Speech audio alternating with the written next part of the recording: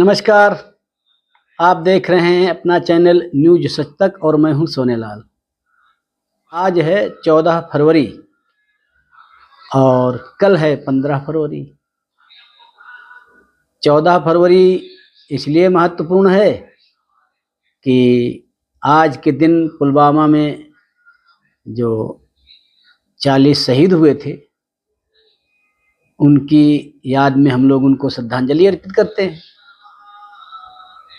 और 15 फरवरी हम लोगों के लिए, खासकर असम राइफल्स के सेवारत और सेवानिवृत्त दोनों के लिए ही महत्वपूर्ण होने जा रहा है, क्योंकि ये पहला मौका है अपने जनरल लखेरा साहब का जब वो असम राइफल्स के एक सर्विसमैन से मिल रहे हैं।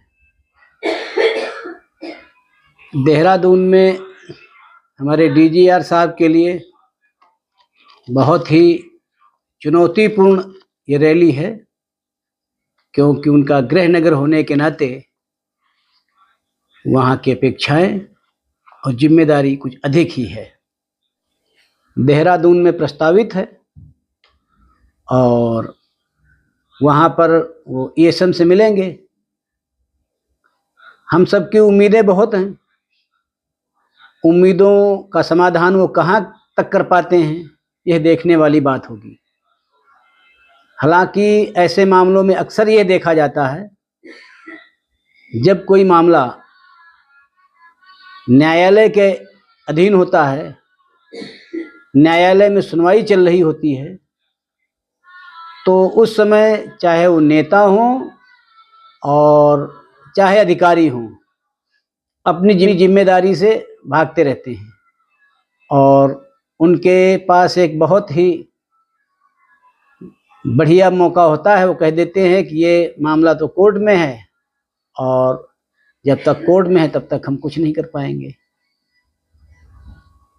तो अब इस विषय में आपके कल्याण के लिए, ईएसएम के कल्याण के लिए, जो सेवारत हैं उनकी सेवा शर्तों के सुधार के लिए वो क्या घोषणाएं करते हैं यह देखने वाली बात होगी। हालांकि जो सेवारत सैनिक हैं वो भी अपने यहाँ दरबार में अपनी शर्तों के लिए समय समय पर रिपोर्टिंग करते होंगे। उनका क्या जवाब मिलता होगा ये वहाँ का विषय है। यहाँ तो ये सब अपनी बात करेंगे, इनकी बातें सुनी जाएंगी और उनका कितना क्या समाधान होगा यह देखने वाली बात होगी। सुना ऐसा भी जाता है कि उस रैली में उत्तराखंड के राज्यपाल जी आ रहे हैं, तो इसके दो मायने हो सकते हैं। एक तो ये होता है कि अपनी जो है मिलने जुलने की प्रक्रिया, जिसे शिष्टाचार मीटिंग कहा जाता है, इस उद्देश्य से डीजीआर साहब मिलाना चाहते हों, या फिर उन पर यह दबाव डालना चाहते हों कि हमारे ईएसएम को सेना के समान सुविधाएं मिलनी चाहिए, क्योंकि आपके रिटायर होने के बाद में पेंशन को छोड़ दिया जाए तो बाकी जितनी सुविधाएं होती हैं वो वहाँ के जो राज्य सरकारें होती हैं उनके अधीन होती हैं। हम लोग जब कई जगह घूमते हैं भारत में तो कई लोग कहते हैं हमारा हाउस टैक्स माफ़ होना चाहिए। किसी की मांग ये होती है कि हम लोग कहीं जब इधर उधर जाएं तो हमारा टोल टैक्स माफ़ होना चाहिए। तो ये ऐसी चीज़ें हैं, हाउस टैक्स वगैरह का मामला जो है राज्य सरकार के अधीन होता है तो रखा जा सकता है। तो अब उनका उद्देश्य क्या है बुलाने का, ये तो बुलाने के बाद ही पता चलेगा। लेकिन जब तक एओबी रूल 1961 में असम राइफल्स के लिए किए हुए प्रावधान खत्म नहीं किए जाते हैं तब तक न तो सरकार कुछ कर पाएगी और न ही उसमें कोर्ट बहुत कुछ करने की स्थिति में होगा और न ही डीजीआर कुछ करने की स्थिति में होंगे। अब कोर्ट में अगर फैसला होता है, जो कि अरेवा का एक केस कोर्ट में चल रहा है, वहाँ से सरकार पर दबाव डाला जाता है कि आप ईओबी रूल को चेंज करके और इसमें समुचित प्रावधान करके जो 1961 के पहले की स्थिति थी असम राइफल्स के लिए वो मतलब बहाल की जाए, तो वो फिर अलग विषय है। और उसके बिना ज़्यादा हम लोगों को उम्मीद करना बेमानी होगी।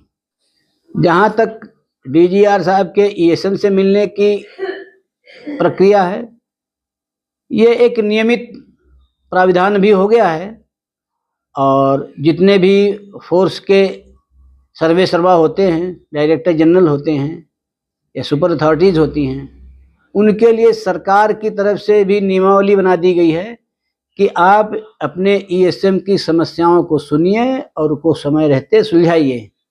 इसी के तहत अपने डीजीआर साहब पुराने थे वो भी जाते थे, अब ये नए आए हैं, ये भी इन्होंने पहला ये प्रयास किया है रैली करने का।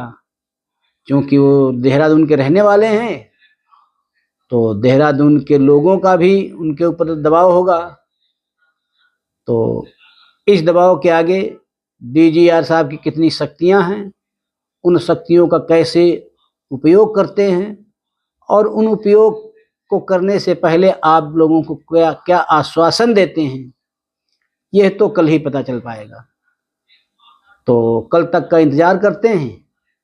अगर उनके मुंह से आपके लिए कुछ ऐसी सुविधाओं की घोषणा हो जाती है, हालांकि जब पिछले डीजीआर नायर साहब थे वो जहाँ जहाँ गए लोगों ने समस्याएं रखी तो उन्होंने सिरे से नकार दिया था और कह दिया था कि आप लोग सेना नहीं है, इसलिए सेना के समान आपको सुविधाएं नहीं दी जा सकती। अब ये नए डीजीआर साहब हैं, ये क्या कहते हैं, क्या जवाब आप लोगों को देते हैं, ये देखने वाली बात है। तो अभी ये मान के चलिए कि 20-22 घंटे हैं उनके वक्तव्य आने के, तब तक आप लोग जो है इंतज़ार करिए क्या वो कहते हैं कल, और मुझे इजाज़त दीजिए। तब तक हमारे इस चैनल को देखिए, लाइक करिए, शेयर करिए और सब्सक्राइब करिए। धन्यवाद।